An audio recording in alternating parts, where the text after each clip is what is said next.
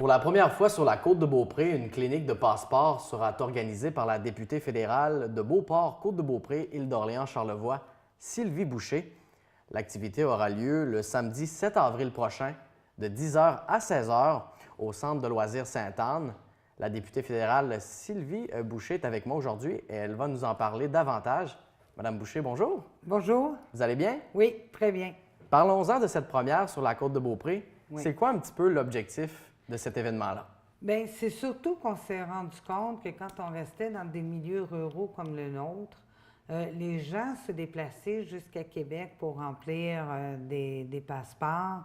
Des fois, ça devient un peu compliqué parce qu'on a une longue route à faire. Donc, c'est une première ici sur la côte, mais on l'a aussi essayé à la Malbaie. On a eu une première en septembre dernier à la Malbaie et on a eu énormément de bonnes réponses. Donc, on était supposé, on s'était donné comme objectif 60 personnes, puis on en a rempli 300. Fait que ça a été vraiment un vif succès. Ça, c'était dans Charlevoix, ça. Oui, exactement. Et parlons-en de cette clinique de passeport-là. De quels services pourront bénéficier les citoyens de la Côte-de-Beaupré, de l'Île-d'Orléans et aussi ceux de Beauport, je pense? Oui, oui. Il y a Beauport, l'île d'Orléans, il y a la Côte-de-Beaupré. C'est sûr qu'il va y avoir probablement des gens de Baie-Saint-Paul, mais on a fait une invitation à tous. Donc, ce qu'il va y avoir sur place, c'est qu'on va avoir des bénévoles. On va avoir des tables attitrées à chaque passeport, parce que 3 sortes de passeports importants. Vous avez le premier renouvellement, le premier passeport. Ensuite, vous avez la table pour les renouvellements de passeports et on a le passeport pour enfants, dont les familles. Donc, nous, ce qu'on offre là-bas, c'est on va avoir sur place un photographe, on va avoir les photocopies, parce que ça prend des photocopies dans tout. Et on va avoir dans les tables on va avoir des gens qui vont vous aider à remplir le passeport. Okay. Et si vous n'êtes pas capable, on est là pour vous aider à les remplir. Et sinon, on les remplit nous-mêmes. Dans le fond, les gens arrivent avec leurs documents, vous les Exactement. prenez en charge jusqu'à l'envoi. Jusqu'à l'envoi. Et quand tout ça va être fini, ils nous laissent tous les passeports. Nous, on fait le lendemain et le surlendemain.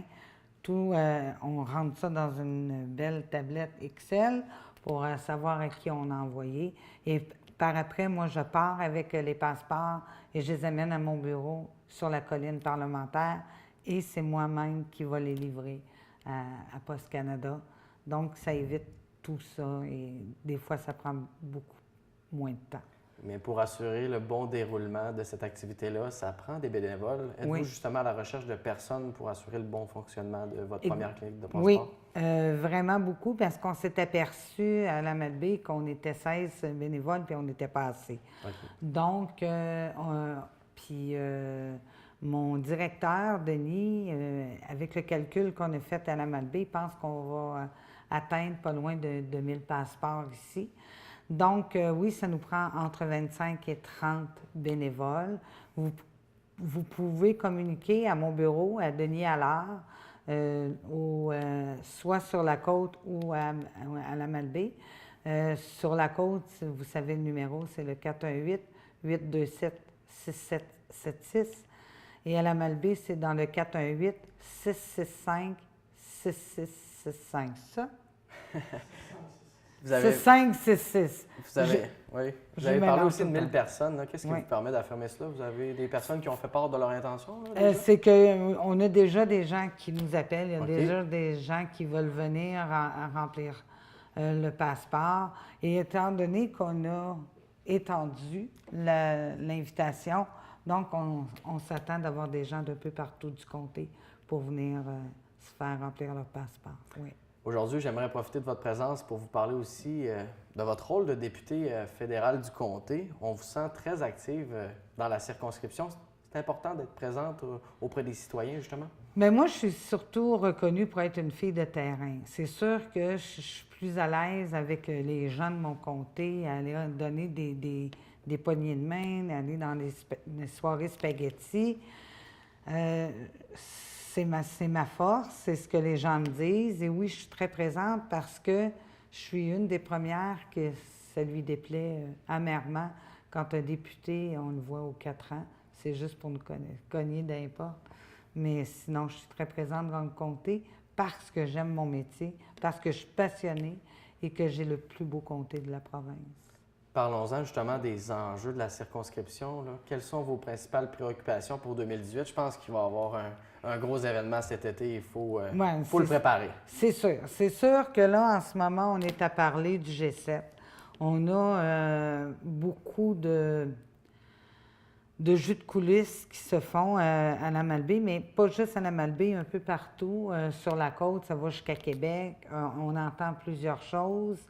Maintenant, il faut mettre les choses en place. On est à pas loin de, tout près de 3 mois et demi, 4 mois de l'événement, et on a les informations au compte-gouttes. Sauf qu'il faut savoir que les gens commencent à réaliser à quel point c'est gros, le G7, et à quel point les coûts peuvent exploser.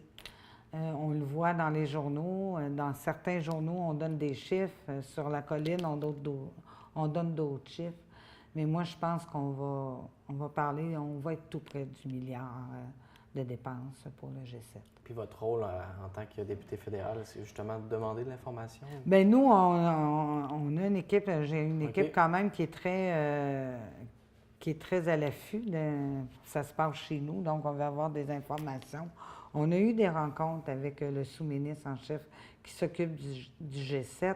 On a certaines poignées de main. Puis à la Malbaie, souvent, il y a des séances d'information pour la population. Denis y va toujours. Si ce n'est pas Denis, c'est Guylaine. Donc, on essaye d'avoir le plus d'informations possible pour sécuriser aussi la population. C'est sûr que moi, je vais être sur place, invitation ou pas, parce que je veux m'assurer que mon comté est bien protégé. Et là, on a parlé beaucoup de Charlevoix, mais la Côte de Beaupré, là, quels sont les dossiers que vous allez surveiller? La Côte de Beaupré, il y a beaucoup de choses qui s'en viennent. L'été s'en vient, donc on va beaucoup parler pour l'île d'Orléans des travailleurs étrangers. On sait d'ores et déjà qu'on a certaines difficultés en ce moment à avoir de l'information du ministère de l'Immigration. J'espère que tout va rentrer dans l'ordre.